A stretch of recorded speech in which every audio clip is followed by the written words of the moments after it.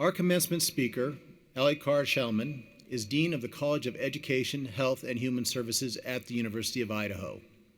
She leads a college that sits at the nexus of the most important issues to Idahoans today, health and education. Her students go out and educate future vandals in all of Idaho. The college is celebrating its 100th birthday in 2020. We're excited to have Ali here today. Ladies and gentlemen, please welcome our 2019 Winter Commencement Speaker, Ali Carr-Chellman.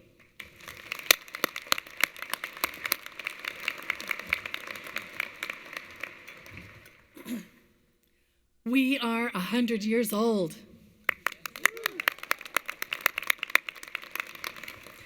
Thank you, President Green, and to all of the University of Idaho for this great honor. I feel very privileged to be given the opportunity to offer the commencement address on the eve of the College of Education, Health and Human Sciences 100th anniversary. I want to extend my personal welcome to each and every one of you, to faculty and staff, family and friends, and an especially warm welcome and huge congratulations to our graduating class of fall 2019.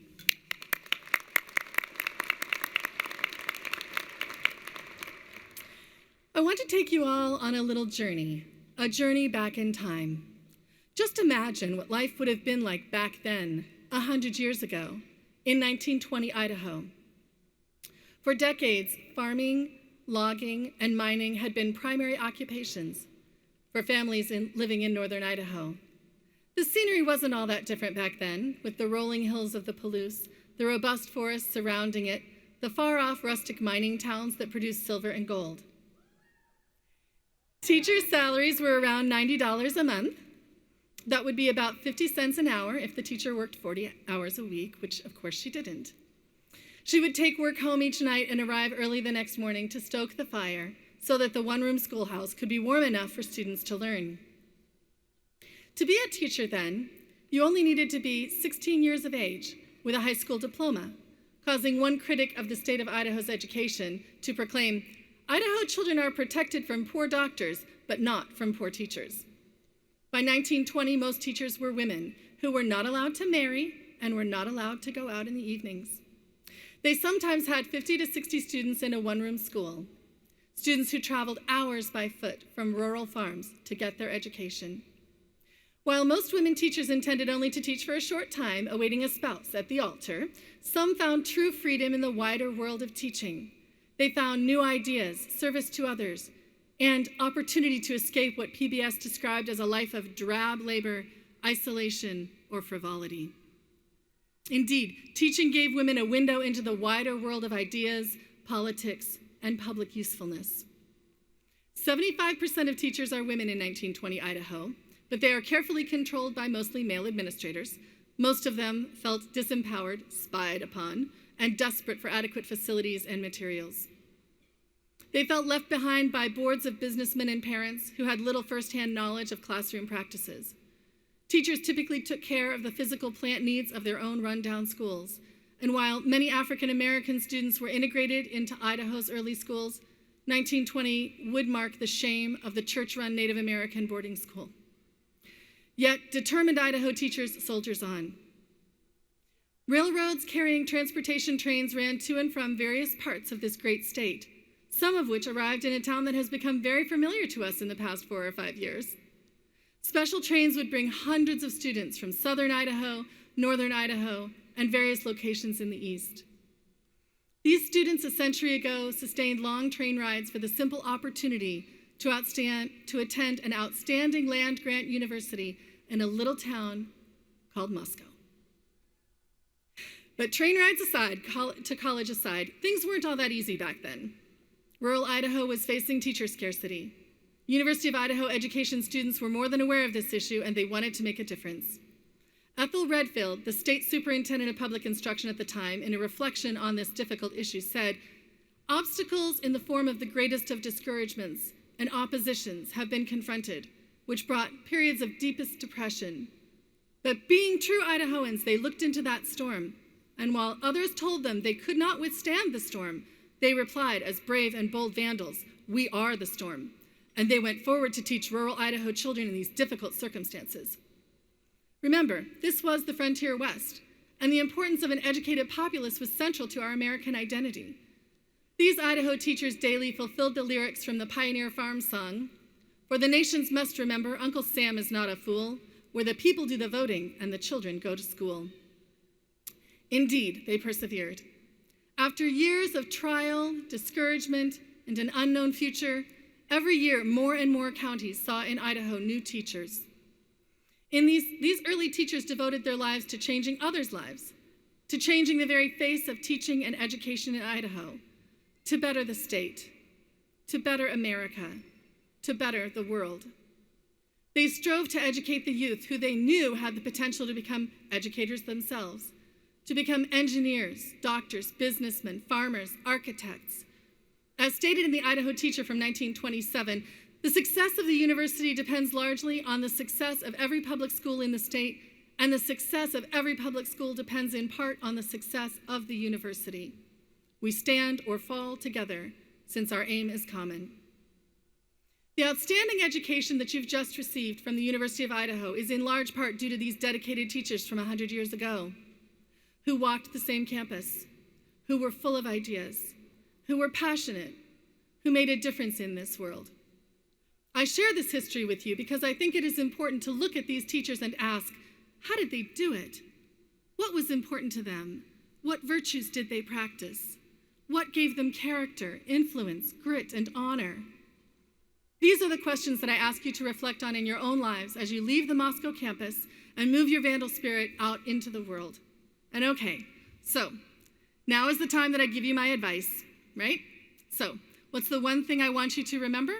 I want you to aspire to be like a 1920s Idaho teacher. Like that 1920s Idaho teacher, commit yourself to humble service.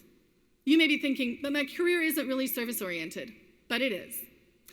Everything you do can be an act of service if you do it with intentionality and selflessness. You're walking up on this stage today with a business degree. Put your customer first. You're graduating with an architecture degree. Your designs are for someone. Think of them, their lives, and their well-being. Maybe you're graduating in graphic design, English, engineering, architecture, natural resources, science, or art. How can you serve those around you? If you find yourself in a job right out of college that doesn't seem to value or prioritize service, choose to serve anyway. That 1920s Idaho teacher knew service to others is foundational to a happy life, because with humility and authenticity, our sense of fulfillment and freedom is found. The next way I want you to be like a 1920s Idaho teacher is to practice perseverance. You all know how to do this. For those of you who are celebrating your undergraduate, you just got through the last 4 years by practicing perseverance. For master's and doctoral students, your accomplishment has required a great deal of perseverance. Don't lose that drive, that grit. Remember when classes nearly led you to your breaking point and there were moments you just felt like tapping out.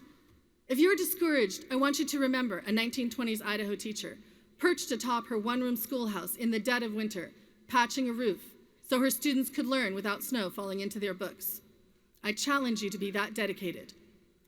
The greatest achievements can't be made if you don't give them the opportunity to exist. Like a 1920s Idaho teacher, you must work with a purpose. This shouldn't be so hard to do, right? Because each and every one of you was made with purpose. And I believe that each of you was made for greatness rather than for mediocrity.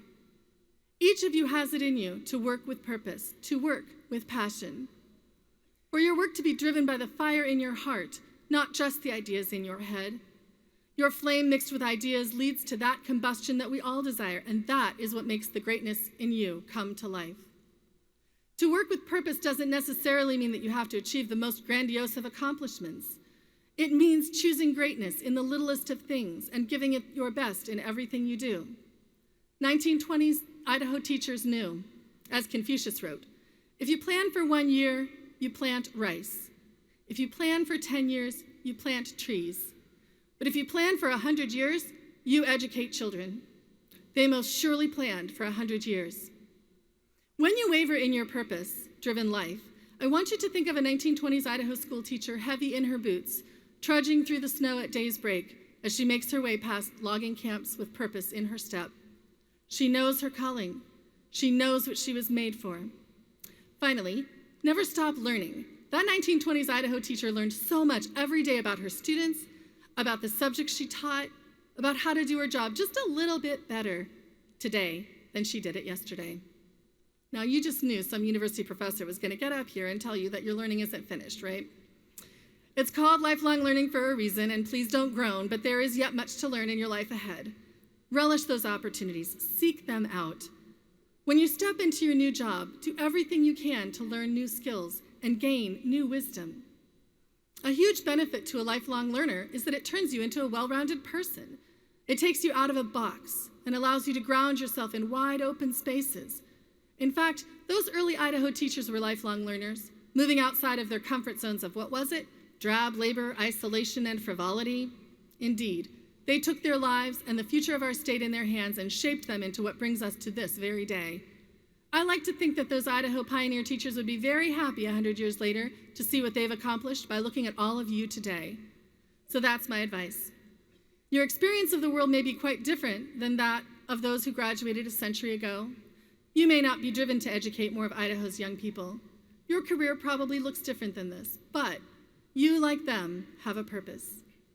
You, like them, have great ideas that are valuable and worth sharing. You, like them, are passionate about things that are worth being passionate about.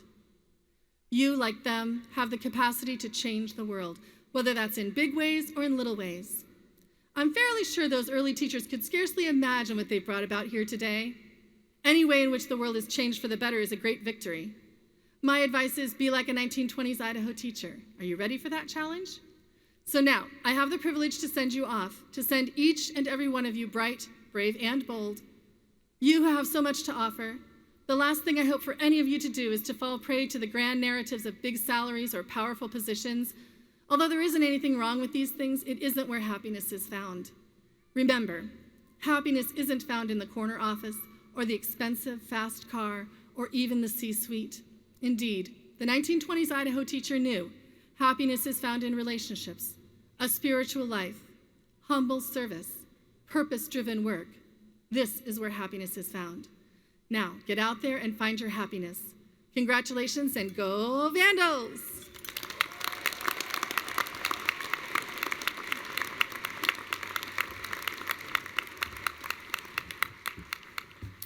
Allie, could you come back to the podium for just a moment? I'd just like to thank you. We certainly appreciate your sharing your story and your wisdom with us. It's just a small token of our appreciation for that. Thank you so much. Thank you so much. Thank you. Thank you.